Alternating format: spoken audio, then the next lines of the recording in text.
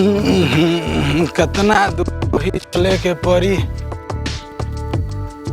थाक गइल मिजाज कि हम तो लूट गईनी हो, हम तो लूट गईनी हो। चारों दिन रह के भूखे हम तो टूट गईनी हो। आहिरे माई, आहिरे दादा अब हरा न जाई, भले गाँव ही कमाईब। आए हाय रे हम भैंसे चराइब, आए हाय रे भले गाँव ही कमाईब। ओहो का हो काका? ओ काम करतनी। प्रणाम प्रणाम। का हाल बा? ठीक बा। अच्छा ये बताओ, हाँ। तू हाकिम का हवनु? अरे तोरा एको महीना नहीं भइल बहरा जाए। oh, no! तोरा अखिया में मोतिया बिन पड़ गया ना के गाँव के हैं? चश्मा लगा के अपने आप के डोली चाय वाले बुझे तारे का। oh, no! जाए तो मर्द हम जातनी। क्या मर्द तू हूँ? आए हाय रे अब बहरा न जाए। अभी साला टूटते नहीं खे। गिरल गिरल। अरे क्या लगा रे? साला हमरे खेतवा में मुतता। रहरी वाला खेत में मुत के दाल खराब करबे का? नहीं भाई देखो, हम देखो नहीं है ना, गलती से मिस्टेक हो गया। साला रहर के खेत में मुत भैया। अरे देखो भैया, मुतबा हमने जो नहीं कि में रोपल मार के चरसा कबा लेता। अरे हमने मुतम दादा। रहर नहीं भैया, छोड़ खराब कर देला। अरे बाप, भागा यहाँ से। दोबारा आइला तो मार के चाल निकाल ले। बाप रे।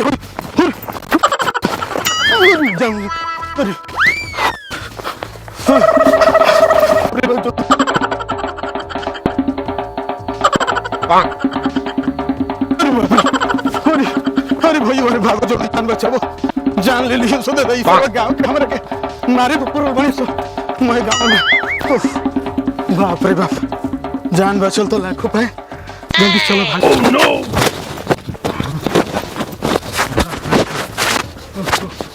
अरे हो तो रही बकरा बकरी शर्मा।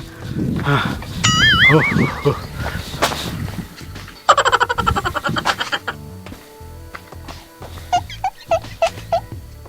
केवन बा भाई?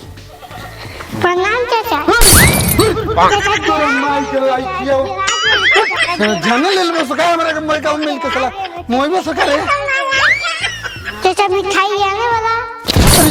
अरे मिठाई ले आवत रही रे बबुआ, लेकिन क्या कहीं जो तनी तो पहले तनी माई से पानी मांग के ले तो ये खाती। मम्मी तो मामा घर गई बा बबुआ के ले। मामा घर चल गई पर माई तो हमार नसीबे क्या खराब बारे। ओहो एगो होने से नहीं सरवाला तो गाड़ी खात घर हो नहीं तो बताओ भोजन पानी नहीं है भेटाई का दो। ओहो मिठाई दाना। अरे मिठाई मिठाई कहाँ मारे कुहे तो तोरा से कहते नहीं। जैसे गाड़ी कानपुर पार कोइलस ओ सही हमार आँख लाग गई। आऊ एकरा बहिनी के बर्तन में जो हमार बैग लेके भाग गई। Oh no! अब हम क्या करी बता? आ जब हई हम उतरो तरी तो हई एगो हमरा बैग मिलल है।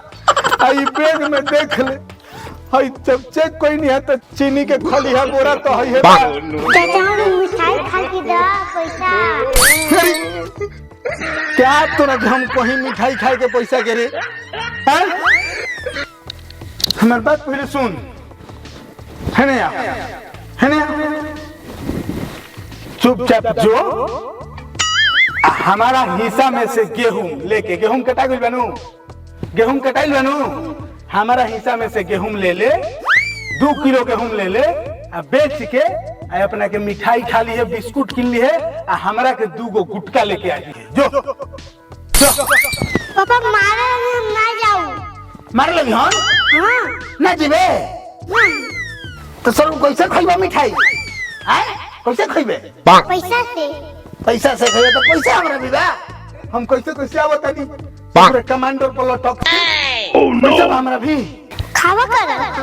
खाबा करबे तो जो के हम बेचाओ तब बुझता है हमरा के। जो बेच दी, जो हम देख लेम तोर बाबू से, हम समझ ले, कुछ ना करें। जो बेच दी है 2 किलो बेच दी है गेहूं, अपना के बिस्कुट ले ली है, हमरा के दुगो गुटका लेके आइए जो जो जो जो तोर बाबू बोली हम तो हम देख ले जो मानी नु अरे ते कहत रहे गेहूं बेच के ते कमा के गइल बड़े कि गेहूं बेचे कहत रहे ते जब कमाए का जब खटे के होता है जब गेहूं का कटनी होता तो भाग जाता है बाहर जब रोपनी होता तो भाग जाता है बाहर आ कमा के हम धइले बड़े घरवा में कहत रहे कि जो गेहूं बेचाओ हैं ते बड़े का होशियार भइल बड़े जो जो बेचती है हमारे सनी के गांव में बात तो नहीं सर पूरा मिजाजे तार हो जाई हिस्सा कहता ने जब यहाँ काम आवता गेहूं के कटनी बा त भाग दे बाहर रोपनी आवता त भाग दे बाहर अइया हम खट खट के रखले बनी त इनकर हिस्सा खोयता नहीं फैल बड़े हिस्सा हो क्या हम साइकिल पर खाद ना ले आई रही साइकिल पर खाद ले खाद ले अबे बस साइकिल पर खाद लिया देले तो हो गइले ना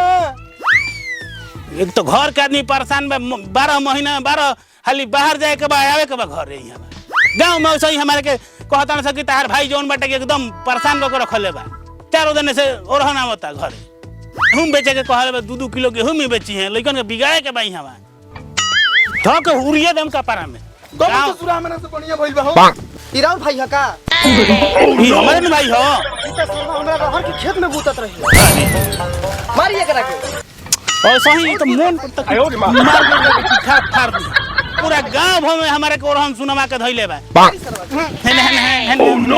हेने तोरा के हम झूठ बोलत रन भैया गांव भर में ओरहन और हमारा बुझा दे कोनो एक आध गो इहे चा कहिया से कि तार भाई ऐसे करत रहे तार भाई ऐसे करत रहे अरे तुम ना चिन्है लेकिन इनकर खेतो ना तुम ना मुतती हमारे जोड़ चला दो रहे पेशाब छोड़ देरी भैया की रौरा भाई है ना तो इतना मारती कि मार के चांद कबर लेती है लठिया से तोरा के खाली गांव भर से ओरहन सुनावत रहते हमारे के चल अरे झूठ बोल खाली आवत नहीं हवा बाहर से बाग बाग के मर तोरा के हैं खाली गांव हमें हेने मुंह तो होने ये थी कर गांव भर से खाली सुनवा के रखले बा आवत बाहर से कमा के घर गेहूं बेचवा बताई मारम जहां गेहूं के नाम ले त मारम दो पिटौर के दिमागे तोर होश में आ मारिए दे हम तारे के आवत ने बाहर से कमा के घरे लइकन से गेहूं बेचवा बताई गलती हो गई गेहूं बेचवा बताने अब ना करो मैं भैया तुम झूठ सच बोलत हम तो सर हमरा के पिटवावे के घर में बांध दो पिटर ही मर दुली तो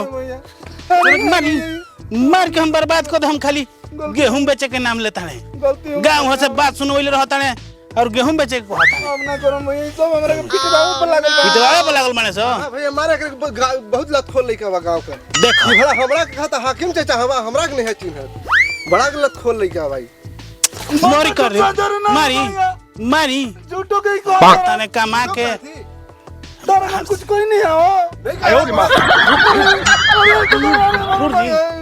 ठोक अरे भैया सब जना आवत हमरा के देखला तो मास कहीं के गेहूं बेचे कहता ने गेहूं झूठो बोलता ने